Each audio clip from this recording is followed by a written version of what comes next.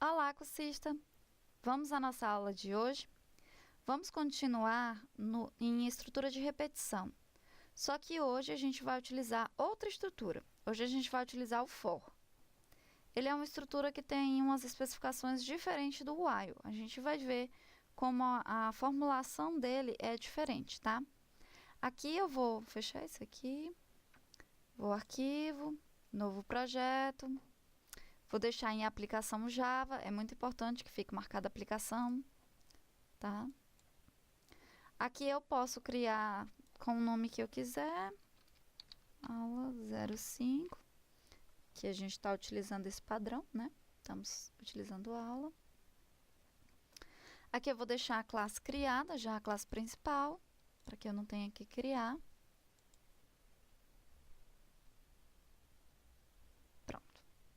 Aqui ele já vai deixar criada algumas coisinhas para mim. Então, eu posso aqui começar o meu algoritmo. Primeira coisa que eu vou criar é a minha estrutura, tá? Pronto. Ele vai sinalizar que está errado, tá? Porque ainda tá faltando algumas coisas. Mas é interessante saber que nós precisamos ter o for, vai ter aqui a estrutura do for, pertencente a esse rapazinho aqui. E eu vou ter uma abre e fecha, que vai ser o que eu vou ter dentro desse algoritmo, tá?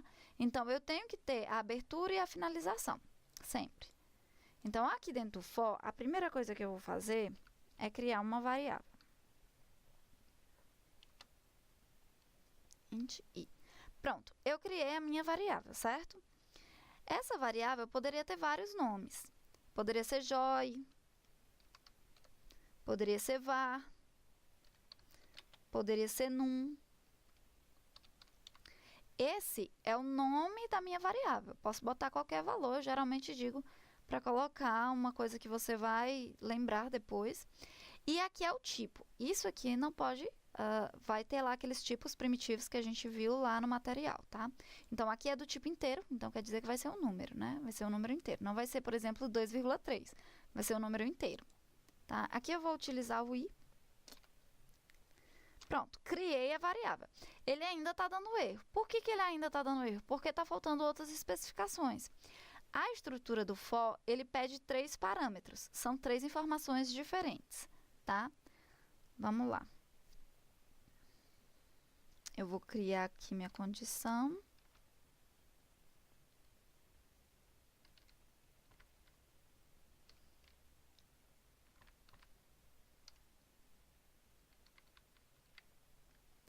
O que ele está me dizendo? Ah, olha que legal. Ele acabou de me dizer que eu criei uma variável e que eu tenho uma condição, mas essa variável não tem valor, tá? Vamos lá, olha, ó. A variável não está inicializada. Então, essa variável ela não tem valor. Eu tenho que dar um valor para ela. Tá? Ah, professor, e depois do ponto e vírgula? Depois do ponto e vírgula, a gente vai ter o incremento. O que é isso? Essa variável ela vai aumentar cada vez que esse laço for verificado. Como assim? Vamos lá. Na primeira opção aqui, nessa primeira parte, a gente tem uma variável. Essa variável tem 0, certo? Só que ela vai verificar aqui, a variável tem 0. A variável é menor do que 10, se for, ele entra aqui. Quando ele executar o que tem aqui dentro, ele vai executar isso aqui, ó. Vai executar um incremento. Como assim? Cada vez que eu passar por esse laço, essa variável ela vai aumentar, tá? Por que ela vai aumentar? Porque eu botei mais. Eu estou incrementando. Eu também poderia botar para decrementar, que é menos, mas aí depois eu explico isso bem direitinho. Vamos lá.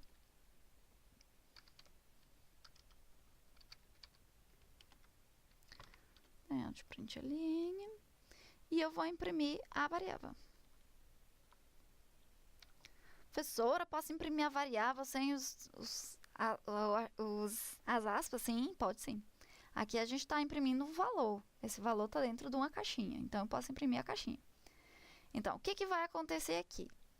Aqui eu estou só imprimindo para vocês de 1 a 10. Vamos lá. Ó, dá para ver aqui. Por que eu iniciei de 0? Porque eu iniciei aqui de 0. tá? Então, não é de 1 a 10, não, de 0 a 10, aliás. De 0 a 10, tá? Então, esse laço, ele se repete esse tanto de vezes. Cada uma vez que ele passa, ele faz o quê? Ele faz essa verificação. É menor ou igual a 10? Não.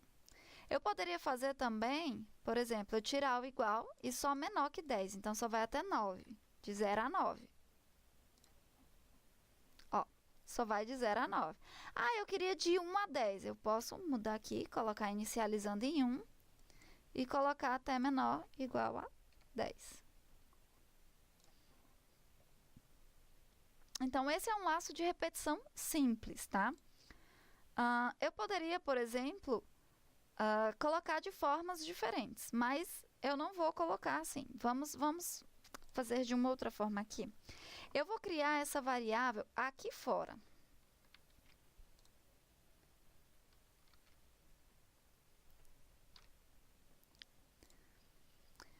Pronto, eu criei a variável fora. Só que eu, em vez de dar esse valor para a variável, eu vou pedir para o meu usuário digitar a variável. Lembra que eu falei que quando... Eu não sei se eu já falei isso para vocês, mas quando eu digito alguma coisa, quando eu mando uma mensagem para o usuário digitar alguma coisa, a captura do teclado, ele é como se fosse uma letra, ele é um caractere. Tá? Então, eu vou ter que usar... Vamos só criar a variável primeiro, depois eu vou mostrar para vocês aqui passo a passo, depois eu falo numa linha só. I igual...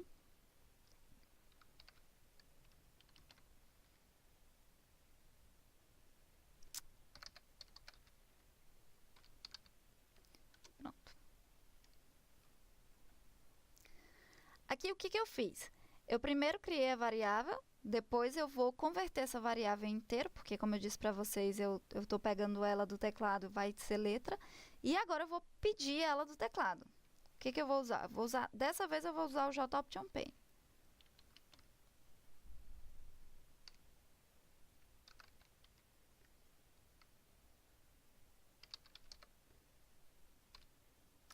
Que ele não está me dando. Deixa eu ver aqui por que ele não está me dando.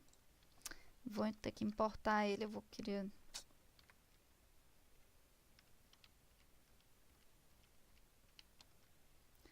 Pronto. Por que eu geralmente peço para ele me digitar para mim? Porque que ele já me importa a biblioteca, já me poupa trabalho de importar essa biblioteca. Só vai funcionar se tiver a biblioteca importada, tá? Aí eu quero uma show input dialog. Aqui eu vou botar no...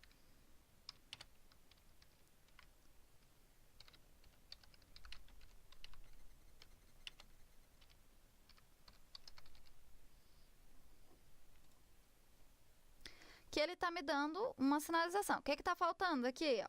Ponto e vírgula. Pronto, foi. Então, o que eu fiz aqui? Primeiro, eu criei uma variável. Depois, eu dei um valor para essa variável. Qual é o valor? O valor que alguém digitar. Quando eu digitar, ele vai pegar isso aqui, vai aparecer uma caixinha, e essa caixinha vai ter lá um espacinho para eu digitar. Quando eu digito que salva, ele vai entender que aquilo é uma letra. Só que eu posso converter. Eu vou converter o tipo letra, o tipo caractere, né? Esse é o termo que se fala, caractere, em inteiro. Por quê? Porque aqui eu quero utilizar ele como inteiro. Aqui eu vou utilizar ele como inteiro. Então, eu vou fazer assim, ó, digite um número. Eu posso até colocar aqui, digite um número entre 0 e 10. Pronto. Digite um número entre 0 e 10. E aí, ele vai imprimir a partir do número digitado, tá? Ó, ele vai pedir, digite um número entre 0 e 10, eu vou digitar 5. E aí, ele vai imprimir 5, 6, 7, 8, 9, 10. Ah, professora, então quer dizer que eu posso não colocar essa variável aqui dentro? Quer dizer que você pode desmembrar esse for, mas eu vou ter essas especificações. Eu poderia também não colocar... eu poderia não colocar esse incremento aqui dentro. Poderia colocar ele aqui dentro. Posso também. Dá uma... para ficar bonitinho, né? Ponto e vírgula. E fazer só a verificação aqui dentro, tá? Digite o número entre 5 e 10. 5, ele vai imprimir. 5, 6, 7 e 8. 9, 10. Então, eu incrementei aqui dentro. Eu também poderia fazer, por exemplo, um decremento. Só que hoje eu não vou falar sobre ele. Vou só mostrar para vocês.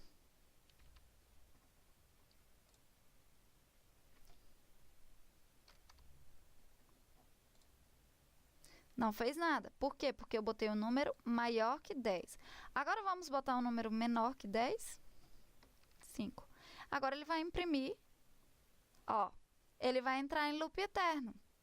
Por que ele entrou em loop eterno? Porque você colocou, deixa eu parar aqui. Porque você colocou aqui uma condição que em um dado momento ela vai entrar em loop eterno. Eu coloquei aqui para a minha parada ser menor do que 10, só que 5 já é menor do que 10.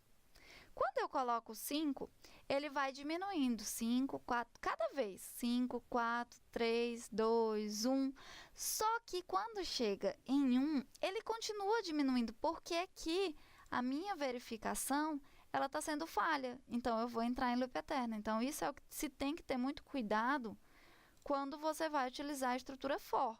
Você tem que fazer aqui nessa última parte, ou aqui dentro também eu coloquei, né? Nesse último parâmetro, isso aqui é um parâmetro, mais na frente eu vou explicar bem direitinho o que é parâmetro, mas você já bota nesse espacinho aqui alguma coisa que invalide em algum momento isso aqui, porque senão vai ficar rodando eternamente, tá? Então, esse é um exemplo de loop eterno, às vezes a gente não percebe em codificação, porque você vai ter muitas linhas de código e aí às vezes dá um erro e você fica procurando, onde foi que eu errei? Outra coisa que é importante é que eu não coloquei valores, certo? Mas se eu tirar o ponto e vírgula, ele entende como errado. Por quê? Porque ele espera 3 parâmetros. Lembra? Ó, tá dizendo que ele me dá, ó, tá faltando a ponto e vírgula. Ele espera 3 tipos de informação. Como eu só passei um tipo de informação, ele está dizendo, não, essa estrutura não está correta. Se eu colocar o ponto e vírgula antes e o ponto e vírgula depois, e aí quer dizer que aqui eu tenho um parâmetro, aqui eu tenho outro parâmetro e aqui eu tenho outro parâmetro, mesmo que eu não tenha a informação.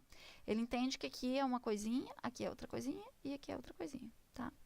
Então, essa é uma forma de você fazer a estrutura for.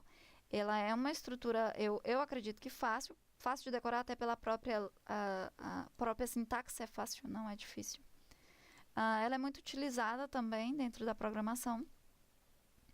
Aqui eu mostrei uma coisa nova também, eu não sei se eu já tinha mostrado, mas aqui é como você pode ler. Eu poderia ter botado isso aqui na mesma linha? Sim, eu posso vir aqui, tirar aqui.